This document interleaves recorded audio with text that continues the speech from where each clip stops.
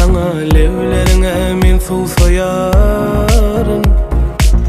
Kaynadım koduna gelmesin ne dip sovarım.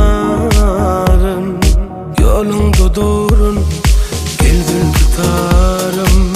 Görmesem her gün seni öçüp var ya gözlemden nurum.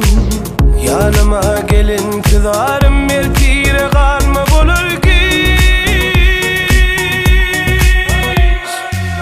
Duşamda karlığın mayel ettim kara. Ellerim donsa da kalbim durdu yere. Sevgilim düşün bana, bağlı durmuşum sana sana. Çekinme bas beni ıdışkın karına. Doğurma karışma karışlıklarıma.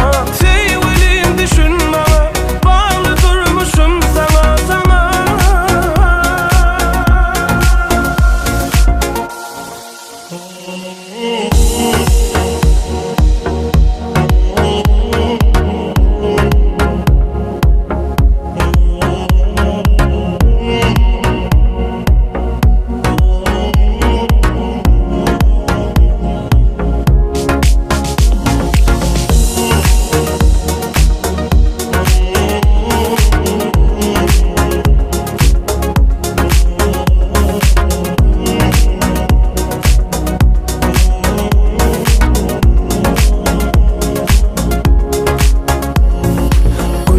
Gülüp seyret bana, tenim ağır duymasın. Pasa fırsat dörüt bana, bütün ömrümü kıymesin. Yüreğimde yer et bana, yalvarışına hayrana.